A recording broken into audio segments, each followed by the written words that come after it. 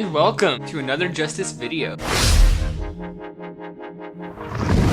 So we just got back from seeing Star Wars, The Rise of Skywalker, and we want to give our full opinion without holding back, so we're officially issuing a spoiler warning right now. Overall, I think that this was a really good Star Wars movie. One of the things I thought was really interesting was like how much it cut between the different stories that were being told between all the characters. It almost left like mini cliffhangers. I love the way it starts with Kylo looking for Palpatine, and not to use him as a master or anything like that, but it looks like he wants to take him out.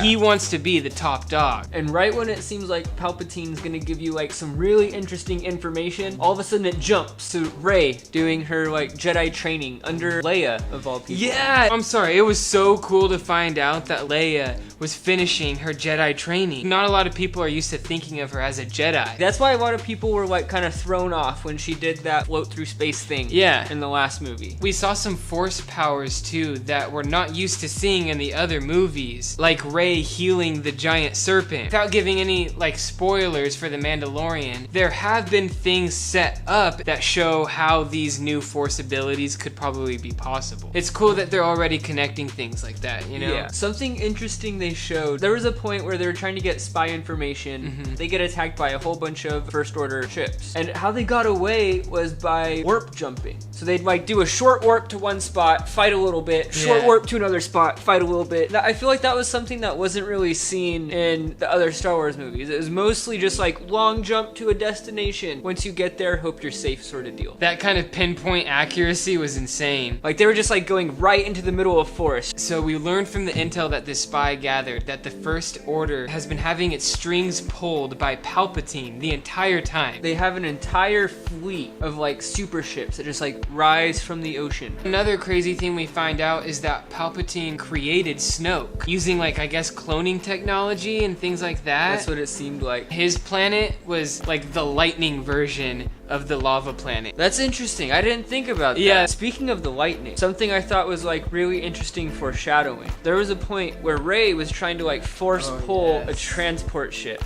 that had Chewie on it. She's trying to force pull it and she accidentally ends up using force lightning and destroys the ship. And the worst part was like Chewie was on the ship. So dude, like Chewie's dead. My heart broke. What the hell? Bam, scene switch. They're talking like the generals of the First Order. Oh, there was a second transport in the desert and it has an important prisoner. We're just like, mother.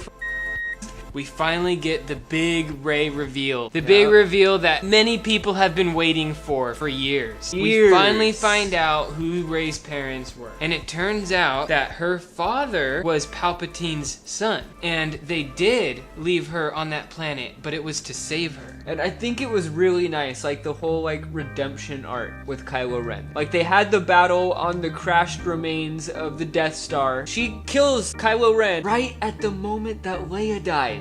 Like, she stabs him, and all of a sudden she feels it in the Force that Leia passes. She just like, oh. That, I think, was the turning point for Kylo really coming back, was when she healed him. She showed him true mercy. And then he really does come and saves her ass at the end. They finally both got what they wanted. They took the other person's hand. I really liked, too, how her being a Palpatine was kind of like a reflection of Luke being the son of Darth Vader. She felt like she was destined to be bad, just like Luke did at one point. I also love how she told Kylo that I did want to take your hand, but I wanted to take Ben's hand. There is light in him, but he gives in to his darkness. I really love how the closing shots of that movie, where she's back to where I feel like it all really began, which was Tatooine. So she ends up burying Luke and Leia's lightsabers. And at first I was like, wait, what is she doing? What is she gonna use? Turns out she built her own lightsaber, and it is beautiful. It's like a yellowish orange. I feel like it almost does like drive home more, that it's more in the balance. Yeah, it could almost be red. Although I kind of wished it would be like the whole flippy lightsaber like her dark side vision was. Yeah, and oh my god, it was so awesome when that girl came up and was like, I've been here a long time, there hasn't been anyone. And then she's like, who are you? And Rey has to make a decision, because she knows who she is now. She's a Palpatine. But instead she decides to make a name for herself by using a name